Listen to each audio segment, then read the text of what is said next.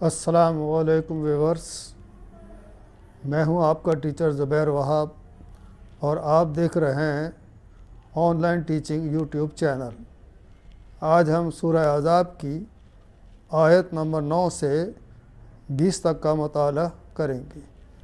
تو آئیے دیکھتے ہیں اللہ تعالیٰ نے ان آیات میں کیا ارشاد فرمایا۔ مومنوں، خدا کی اس مہربانی کو یاد کرو جو اس نے تم پر اس وقت کی جب فوجیں تم پر حملہ کرنے کو آئیں تو ہم نے ان پر ہوا بھیجی اور ایسے لشکر نازل کیے جن کو تم دیکھ نہیں سکتے تھے، اور جو کام تم کرتے ہو خدا ان کو دیکھ رہا ہے۔ جب وہ تمہارے اوپر اور نیچے کی طرف سے تم پر چڑھ آئے اور جب آنکھیں پھر گئیں اور دل مارے دہشت کے گلوں تک پہنچ گئے اور تم خدا کی نسبت طرح طرح کے گمان کرنے لگے، وہاں مومن آزمائے گئے اور سخت طور پر ہلائے گئے۔ اور جب منافق اور وہ لوگ جن کے دلوں میں کہنے لگے کہ خدا اور اس کے رسول نے تو ہم سے محض دھوکے کا وعدہ کیا تھا، تو اس میں ایک جماعت کہتی تھی کہ اہل مدینہ، یہاں تمہارے لیے ٹھہرنے کا مقام نہیں، تو لوٹ چلو۔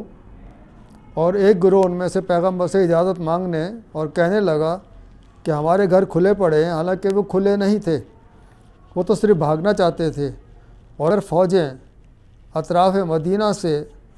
ان پر داخل ہوں اور پھر ان سے خانہ جنگی کے لیے کہا جائے تو فوراً کہنے لگے، اور اس کے لیے بہت ہی کم وقت، کہ حالانکہ پہلے خدا سے اقرار کر چکے تھے کہ پیٹھ نہیں پھیریں گے، اور خدا سے جو اقرار کیا جاتا ہے اس کی ضرور پرسش ہوگی۔ کہہ دو کہ اگر تم نے یا مارے جانے سے یا بھاگتے ہوئے بھاگنا تم کو فائدہ نہیں دے گا، اور اس وقت تم بہت ہی کم فائدہ اٹھاؤ گے۔ کہہ دو اگر خدا تمہارے ساتھ برائی کا ارادہ کرے تو کون تم کو اس سے بچا سکتا ہے، یا اگر تم پر مہربانی کرنا چاہے تو کون اس کو ہٹا سکتا ہے۔ اور یہ لوگ خدا کے سوا کسی کو نہ اپنا دوست پائیں گے اور نہ مددگار۔ تم میں سے ان لوگوں کو بھی جانتا ہے جو لوگوں کو منع کرتے ہیں اور اپنے بھائیوں سے کہتے ہیں کہ ہمارے پاس چلے آؤ، اور لڑائی میں نہیں آتے مگر کم، یہ اس لیے کہ تمہارے بارے میں بخل کرتے ہیں۔ پھر جب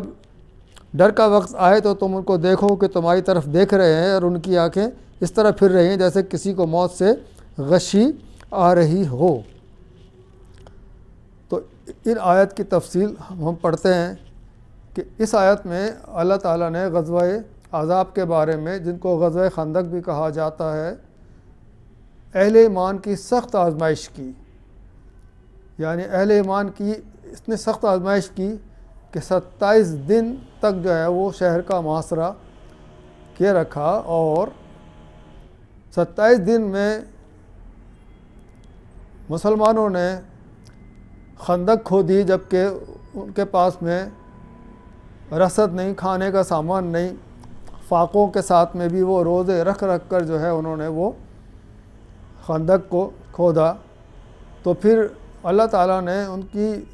آزمائش میں اس طرح یہ مدد کی کہ جب دیکھا کہ ہاں مسلمان بہت تھک گئے ہیں، بہت مصیبت میں ہیں، تو اللہ تعالیٰ نے ایک ایسی تیز ہوا سے مدد کی کہ وہ تیز ہوا مسلمانوں کے لیے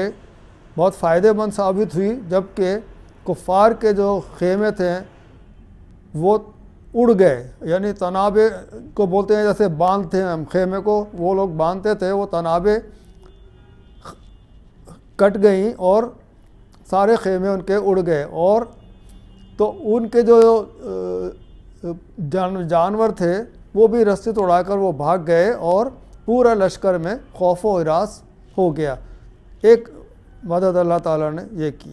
دوسری مدد فرشتوں سے یہ کی، حالانکہ فرشتوں نے اس میں قتال میں حصہ نہیں لیا تھا، لیکن فرشتوں نے مسلمانوں کی طرف سے کفاروں کے دل میں اتنی دہشت ڈال دی کہ کفار جو ہے وہ مارے ڈر کے پیچھے ہٹ گئے، اور پورے عرب میں جو ہے وہ مسلمانوں کی دھوم مچ گئی کہ مسلمان جو ہے وہ بہت طاقتور ہیں، اور مسلمانوں نے کتنی بہادری اور بے جگری کے ساتھ میں اس غزوے میں حصہ لیا۔ تو یہ دو انعام اللہ تعالیٰ کی طرف سے عطا کیے گئے۔ اور اس غزوے کے دوران میں بھی اللہ تعالیٰ نے مختلف طریقوں سے آزمائش کی، یعنی 27 دن تک جو ہے وہ خندق کو کھودتے رہے، فاقوں سے رہے،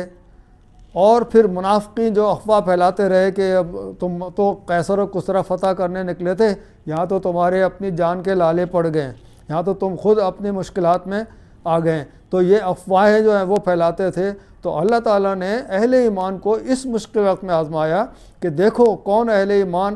اپنی جگہ پر قائم رہتا ہے اور کون جو ہے وہ اس سے بھاگ نکلتا ہے۔ تو منافقین جو تھے وہ تو بھاگنے کی کوششوں میں لگے ہوتے تھے، ایک تو افواہیں پھیلانا کہ بہت مشکل ہے، ہم یہ غزوے کو ہم جیت نہیں سکتے، ہم یہ جنگ جیت نہیں سکتے، مطلب بددلی پھیلانا، کمزوری پھیلانا، یہ منافقین۔ اور پھر آخر میں پھر منافقین اپنی سازشیں بھی کرتے رہے، اور ان سازشوں میں یہ تھا کہ اہل ایمان تم لوگ یہاں رکے ہو، چلو واپس مدینہ لوٹ چلو۔ پھر نبی اکرم صلی اللہ علیہ وسلم سے کہنے لگے کہ ہم تو واپس جانا چاہتے ہیں، ہم اس لیے واپس جانا چاہتے ہیں کہ وہاں گھر کھلے ہیں، حالانکہ وہ جنگ سے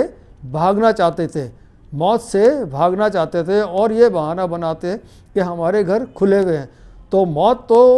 سے تو کوئی بھی بچ نہیں سکتا،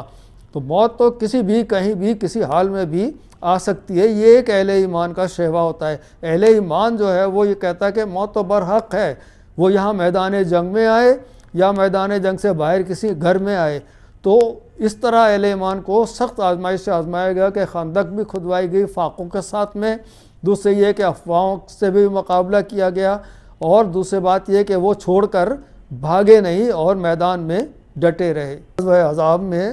اللہ تعالیٰ نے یعنی جہاد میں رکاوٹ ڈالنے کے لیے بھی والوں کی بھی جو ہے وہ نشاندہی کرتے ہوئے کہا ہے کہ وہ جو خصوصیات سے ذکر کیا ہے کہ وہ لوگ جو جہاد کے وقت تو مطلب نظر نہیں آتے، لیکن جب جہاد ختم ہو جاتا ہے اور مسلمان فتح یاب ہو جاتے ہیں تو وہ اس طرح نظر آتے ہیں کہ جیسے انہوں نے ہی پورے جہاد میں جو ہے وہ حصہ لیا ہے، اور تو کچھ بھی نہیں، یہ ان کی صرف چالیں ہیں جو اللہ تعالیٰ انہی کے اوپر الٹ دیتا ہے۔ اور اللہ تعالیٰ خوب جانتا ہے کہ جو کوئی یہ منافقین کر رہے ہیں کہ صرف مال غنیمت حاصل کرنے کے لیے وہ آگے سے آگے بڑھ جاتے کہ ہم بھی تو جہاد میں حصہ لیا تھا، حالانکہ وہ جہاد میں حصہ انہوں نے نہیں لیا، بلکہ وہ جہاد میں رکاوٹ ڈالنے والوں میں سے تھے۔ تو اللہ تعالیٰ نے ان کو بھی تنبیہ کی ہے کہ تم دلی طور پہ تو شریک نہیں تھے، اس لیے تمہاری چالوں کو اللہ خوب جانتا ہے، اور ہرگز جو ہے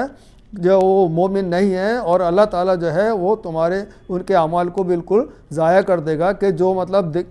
کہتے کچھ ہیں اور کرتے کچھ ہیں، یعنی منافقین جو ہوتے ہیں ان کے اعمال کو اللہ تعالیٰ ضائع کر دیتا ہے کہ وہ کہتے کچھ ہیں اور کرتے کچھ ہیں، یعنی دلوں میں مسلمانوں کے جو ہے وہ مطلب کمزوری ڈال دینا اور بیچ میں تفرقہ ڈال دینا، وہ بہت سی باتیں منافقین کرتے ہیں۔ تو اس کے لیے اللہ تعالیٰ نے اس آیت میں اور ان کو تنبیہ کی کہ جو جہاد میں رکاوٹ ڈالتا ہے اور وہ پھر بعد میں جو ہے وہ جہاد میں ایسے اتراتا چلتا ہے کہ جیسے وہی مطلب فتح یاب ہے، ان کا مقصد کچھ اور بھی نہیں، صرف مقصد ان کا مال غنیمت حاصل کرنا ہوتا ہے۔ امید ہے آج کے اسباق آپ کو سمجھ آئے ہوں گے۔ اگر یہ اسباق آپ کو سمجھ آئے ہوں تو براہ کرم اس چینل کو سبسکرائب کیجئے اور بیل آئیکن کو پریس کیجئے تاکہ آئندہ آنے والی ویڈیوز آپ تک بخوبی ملتی رہیں۔ السلام علیکم ورحمۃ اللہ وبرکاتہ۔